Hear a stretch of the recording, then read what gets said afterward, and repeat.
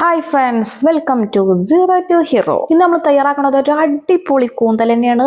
അടിപൊളി എന്ന് വെച്ചാൽ നമ്മൾ ഇങ്ങനെ വിളമ്പുമ്പോൾ ഇപ്പിയും ഇമ്മയും കെട്ടിയാണ് കുട്ടികളൊക്കെ അങ്ങോട്ട് പറയണം, ഇന്നത്തെ കറി ഒരു രക്ഷയില്ല, അടിപൊളിയാണല്ലോ എന്ന്. അപ്പം അത്തരത്തിലൊരു കൂന്തൽ എങ്ങനെ തയ്യാറാക്കാം നോക്കാം. ഇതുപോലെ ചൂടായ ഒരു കുക്കറിലേക്ക് 1 ടേബിൾ സ്പൂൺ വെളിച്ചെണ്ണ, കൂടെ ഒരു വലിയ ഉള്ളി ചോപ്പ് ചെയ്തത്, പിന്നെ അതിലേക്ക് ആവശ്യം ഒരു 30ഓളം ചെറിയ ഉള്ളിയും കൂടിയാണ്.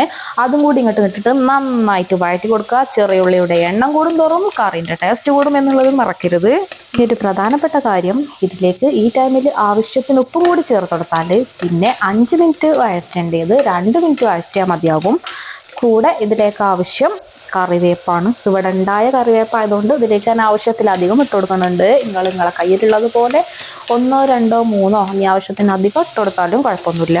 ഞാൻ പറഞ്ഞല്ലോ, നന്നായി വാടി ബ്രൗൺ ആകൊന്നും വേണ്ട. പിന്നെ ഇതിലേക്ക് മസാലപ്പൊടികൾ ചേർക്കുക. ഇഞ്ചി ജിഞ്ചർ പേസ്റ്റ് ഒരു വലിയ ടേബിൾ സ്പൂൺ തന്നെ ഞാൻ എടുത്തിട്ടുണ്ട്. പിന്നെ അതിലേക്ക് ഒരു 1.25 ടീസ്പൂൺ മുളക് പൊടി, 1/2 ടീസ്പൂൺ മഞ്ഞൾപ്പൊടി, ഒരു 1/4 ടീസ്പൂൺ പെരിഞ്ചീരകപ്പൊടിയും കൂടെ ചേർത്തിട്ട് അതിൻ്റെ പച്ചമണം മാറോളം 1 മിനിറ്റ് നേരം നന്നായിട്ട് തിരിച്ചു മറിച്ചൊക്കെ നന്നായിട്ട് ഇങ്ങോട്ട് ഇളകി കൊടുക്കുക.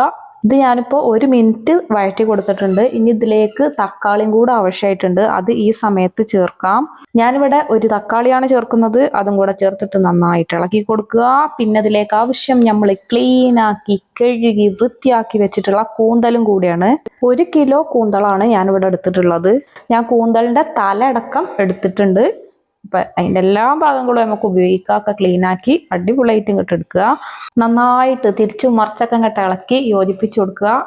ഈ കൂന്തളും ആ മസാലക്കൂട്ടൊക്കെ നന്നായിട്ട് ഇങ്ങോട്ട് ഒന്നായി വരട്ടെ. ഇത് നമ്മൾ കുക്കറിൽ വെക്കണമെന്ന് തന്നെ നമുക്ക് പെട്ടെന്ന് വെന്ത് പാകമായി കിട്ടും. പിന്നെ ഇതിലേക്ക് ആവശ്യം വെള്ളം കൂടിയാണ്.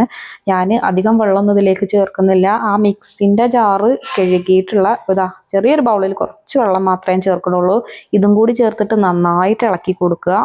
ഇനി കുക്കർ അടച്ചിട്ട് കറക്റ്റ് 5 വിസിൽ, സിമ്മിലിട്ടൊക്കൊന്നും വേണ്ട, ഫുൾ തീയിലിട്ടിട്ട് കറക്റ്റ് 5 വിസിൽ അടുപ്പിച്ചെടുക്കുക.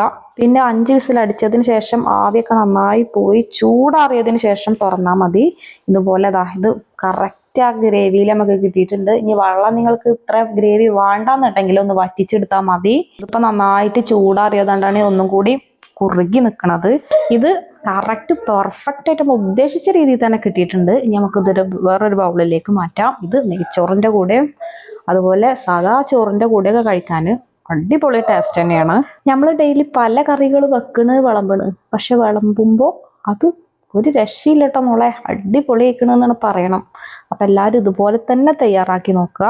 അപ്പോൾ വീഡിയോ ഇഷ്ടപ്പെട്ടാൽ സബ്സ്ക്രൈബ് ചെയ്യാനും കൂടെ നിങ്ങളെ വിലയേറിയ അഭിപ്രായങ്ങൾ കമൻറ്റിലൂടെ രേഖപ്പെടുത്താനും മറക്കരുത്. ബൈ.